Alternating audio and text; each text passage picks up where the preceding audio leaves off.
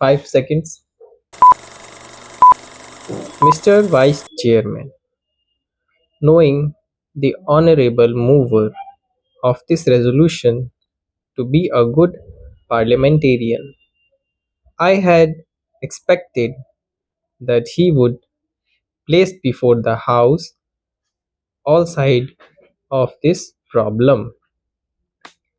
I had expected that he would be no less interested in the efficiency and discipline of the administration, no less interest in the public welfare that in the interest of the civil servants. But I am sorry to observe that he has taken only one view of the matter, namely the interest of the civil service alone.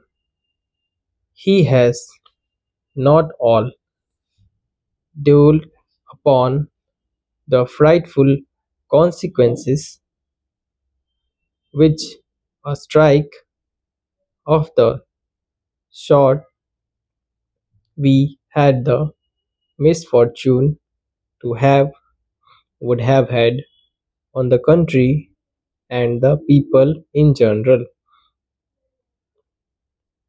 He has spoken, no doubt, in measured terms, unlike the honorable member, who sat to his right in the morning, and who raised a shout wanting to make up by sound what his arguments lacked in force. I wish to submit to this House that it would be incorrect and it would be imprudent for this House to accept this resolution.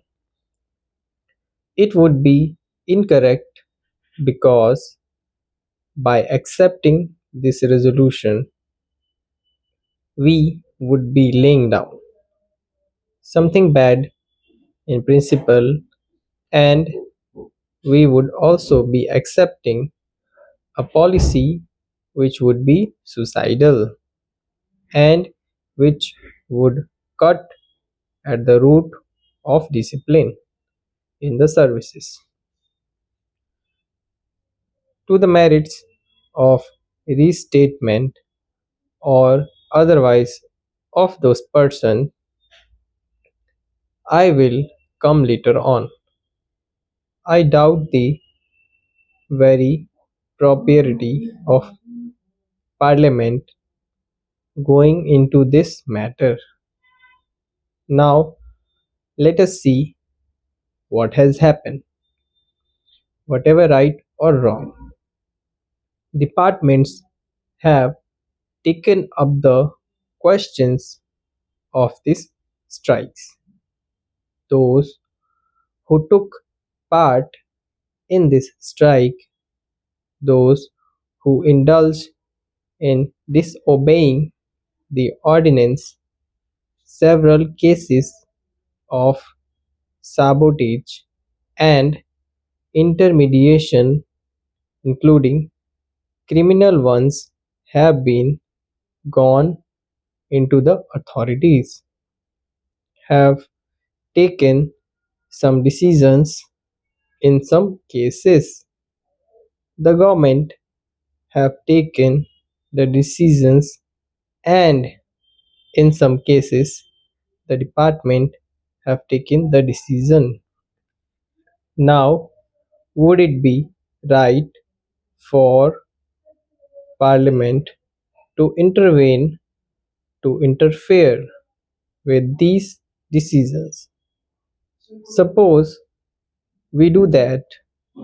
Suppose Parliament interfered with the decision taken by the government or by the heads of department tomorrow. With what face and with what authority can the head of the department exact service from his subordinates? This is the question which the Honorable the mover must see, and also the other honorable member who have spoken in support of this resolution.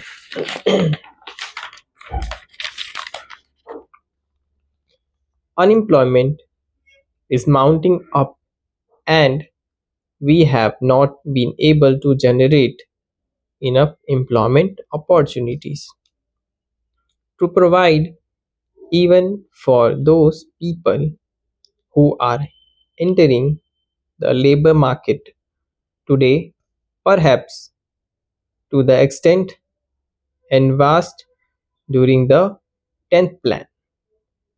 The point that I want to make is that it is not quite justifiable to take only one aspect of the 10th plan period, namely the exigencies of capital mobilization, out of the context of the general economic situation in the country.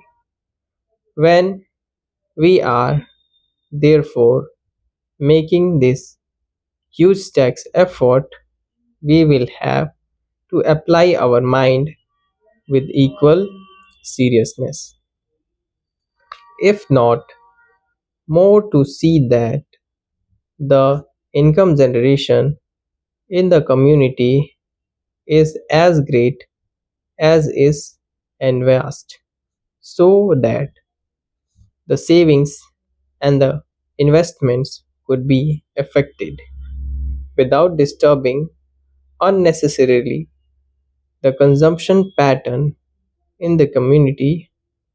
Whenever there is any tax on corporations, this cry is raised, and this cry is always belayed, by which the industries themselves have claimed to be the sensitive barometer to find out the climate for capital formation. I mean the stock exchanges.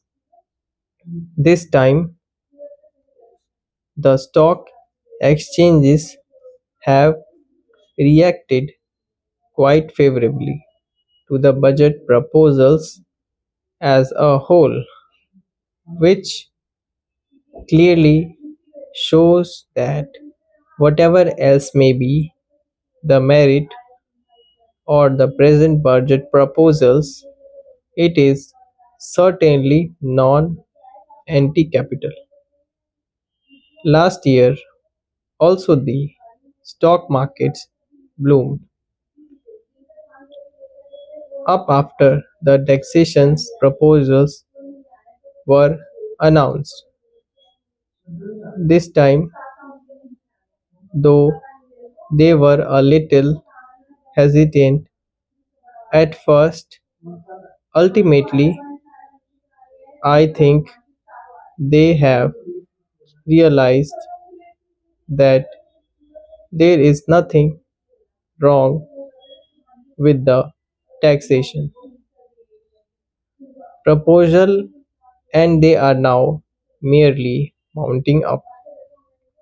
This is quite natural because these are so many benefits and advantages in our economy today that it is not difficult for the corporate sector to absorb a small rise of 5%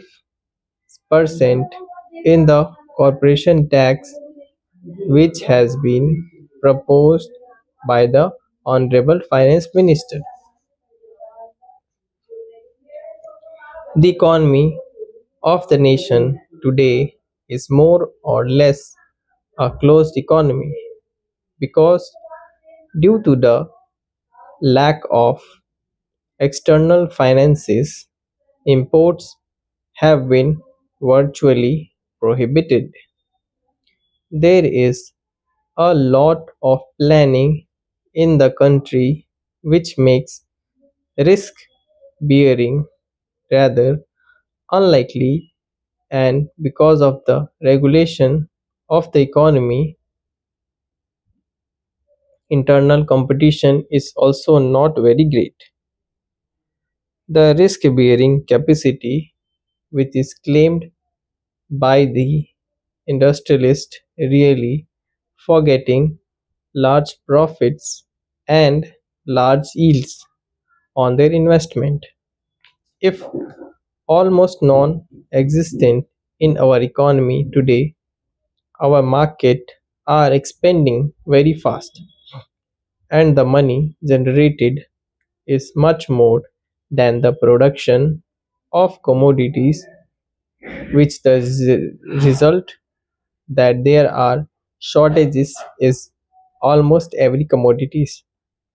It should not be difficult for the industrialists to absorb the small rise of 5% in corporate tax. Thank you.